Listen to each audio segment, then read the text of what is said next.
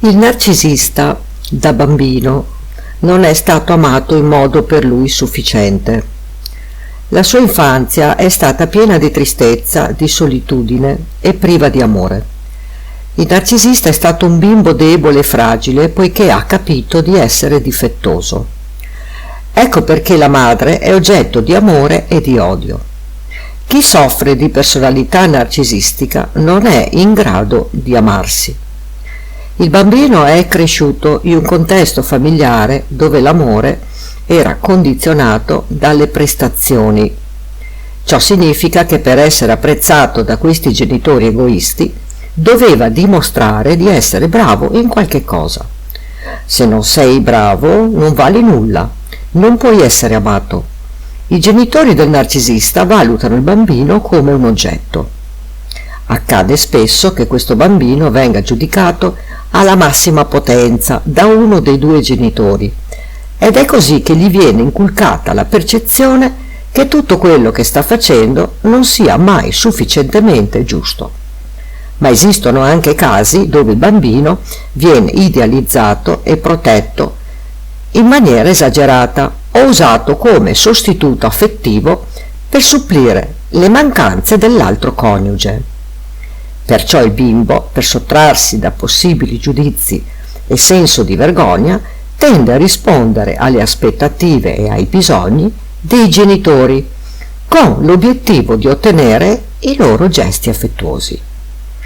Tutto questo implica una grave deprivazione emotiva, controllo, manipolazione e l'oppressione del sé del bambino, che causa un approccio alla vita individualizzato da un susseguirsi di meccanismi di difesa tragicamente patologici. Non mi fido di nessuno, non ho bisogno di nessuno, ti dimostrerò quanto valgo, mi prenderò io cura di me stesso.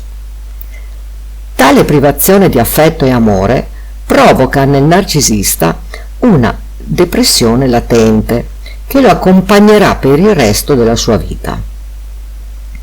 Il manipolatore maschera un rancore e un'invidia interiore verso tutti quelli che nella vita sono stati fortunati.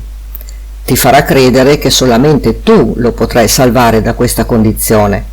Tuttavia non dimenticare che il narcisista è una persona focalizzata sulle sue esigenze, che sono le sue priorità. Non cadere in questa trappola. Lui è consapevole di essere in qualche modo difettoso, grazie alla mamma. L'infanzia del narcisista non autorizza queste persone a distruggere gli altri. Un giorno, all'insaputa del mio partner, mi decisi di indagare sulla sua famiglia e su tutte le dinamiche che potevano averlo portato ad una simile condizione di vita. Iniziai a rivolgermi ai suoi parenti, amici e conoscenti, facendo domande di vario genere. Ne uscì un quadro devastante. La mamma lo abbandonò in tenera età, mettendolo dapprima in un collegio e poi affidandolo ai nonni materni, che oltretutto abitavano in un'altra città da quella della madre. Dopo alcuni anni mia suocera conobbe un uomo, si sposò e dopo aver avuto un altro figlio andò a riprendersi il figliolo abbandonato. Una volta ritornato a casa si ritrovò con un fratellino e un uomo mai visti prima di allora. Faccio presente che la madre ha sempre cercato di convincere il figlio che quell'uomo, a lui estraneo, fosse suo padre. Non passò molto tempo dal rendersi conto di essere il capro espiatorio della famiglia. Il fratellino veniva coccolato, viziato e sempre accontentato, mentre mio partner veniva ripreso per ogni sciocchezza e si ritrovava a dover rispondere anche delle malefatte del fratello. Tra i due fratelli non c'era di certo equità. Il mio compagno veniva spesso e volentieri parcheggiato sul divano di casa, con la televisione accesa per ore e ore ogni giorno. Questo mi fa capire il perché sia poi diventato teledipendente. Gli unici momenti della giornata dove probabilmente si sentiva parte di quel nucleo familiare era durante il pranzo e la cena. perché l'attaccamento morboso al cibo.